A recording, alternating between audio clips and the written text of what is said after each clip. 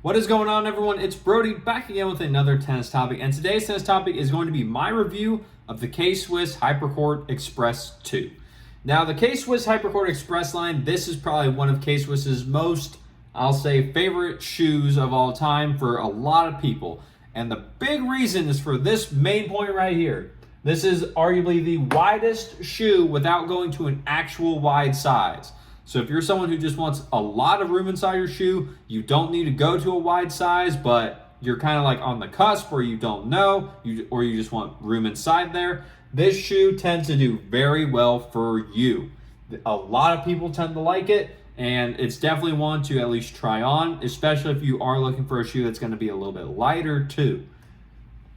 Now, the K-Swiss Hypercourt Express 2, when I had it on, what I did feel is that there was a bit more of a softer insole, so it is not as hard. Some of the tennis shoes, especially with like Asics, if you feel them, you press down onto the sole, it does tend to be a little bit more tough. The K-Swiss, if you push into it, it's a lot easier, and your foot kind of like sinks a little bit into it just because of how soft the shoe actually is.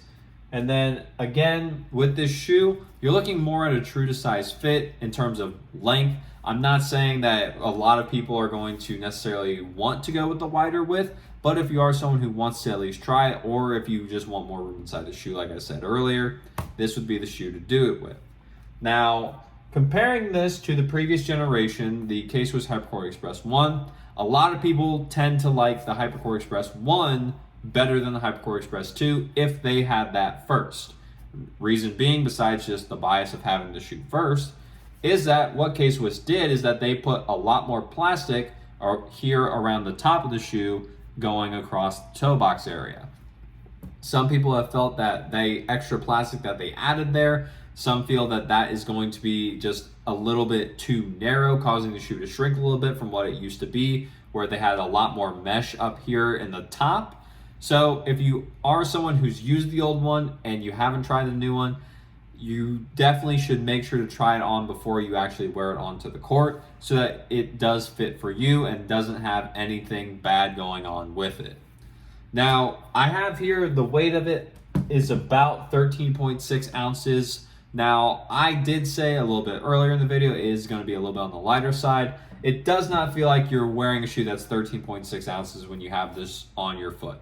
It does tend to feel a little bit lighter, but with that 13.6 ounces, a lot of it is going to be good cushioning, and you can see that here in the ankle, not the ankle and the heel, just to help make sure that you stay in the shoe, feel comfortable in it, and you don't end up having to just blow through the shoes in its entirety too quick. Now, if you're playing an extreme amount, you're playing like high-level tennis, sometimes up to the high school, even the collegiate or professional level, this is arguably not the shoe for you. It's not the most durable shoe. It's just kind of good for that standard player who's playing every so often, or you're playing multiple times throughout the week, but you're not being extremely hard on your shoes, or if you've never been hard on your shoes, this one can tend to do very well rather than some of the others that are built to be more durable because they know how intensely the person using them is moving around the court. Now, a few things I did notice about the shoe that some people may not like and that I kind of thought were weird. If you ever wear the shoe and you feel in the back here, like where your heel goes inside the shoe, there is a little bit of padding there, but there's also this rough material inside there.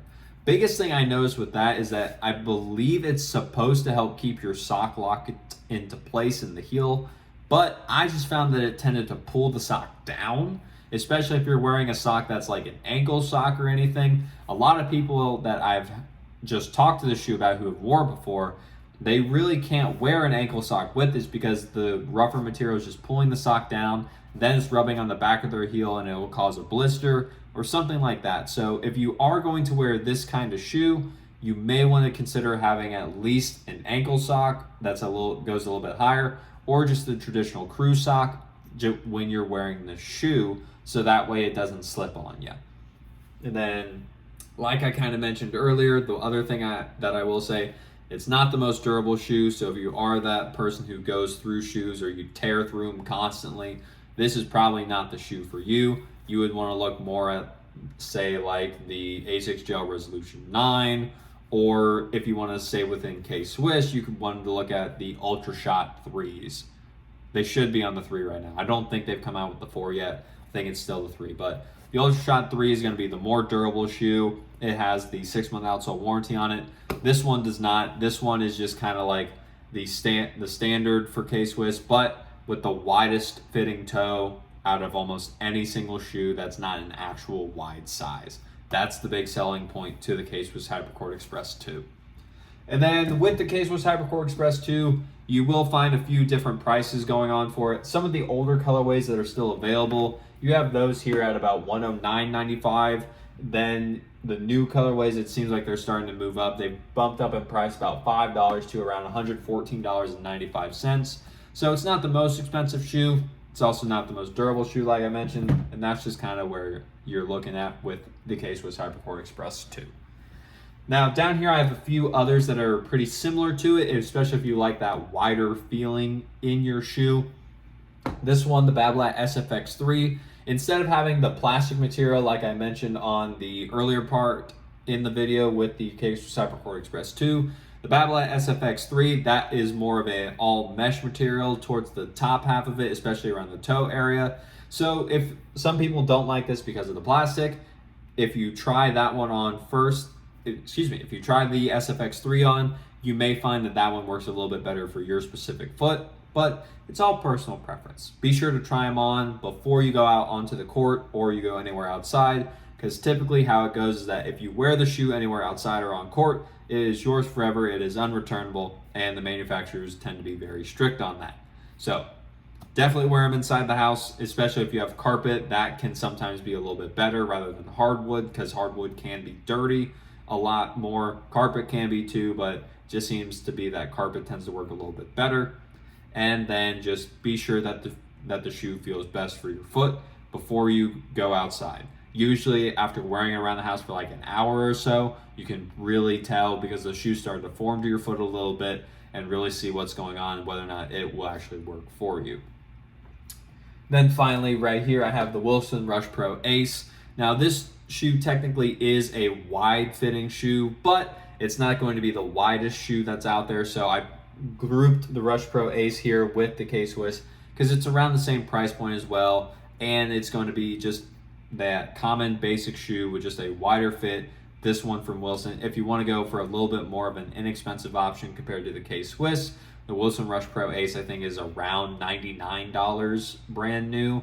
Now don't take my exact word for it. Always fact check me on the prices, because I don't remember exactly off the top of my head unless I wrote them down like I did here. But that's besides the point. Rush Pro Ace can sometimes have a very comparable fit to the K-Swiss Hypercourt Express 2, especially being that wider fitting shoe and just being more of the just standard cushioning without being anything too crazy or too heavy on your foot.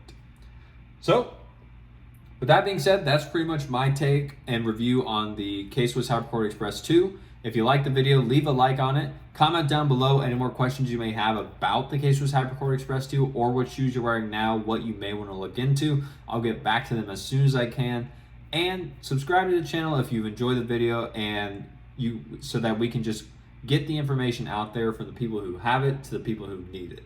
There's a lot of tennis misinformation in the tennis community, so I took it upon myself to make this channel so we can grow and get all of that out of there and just enjoy the game of tennis without having to worry about getting injured because of our gear. And as always, take care.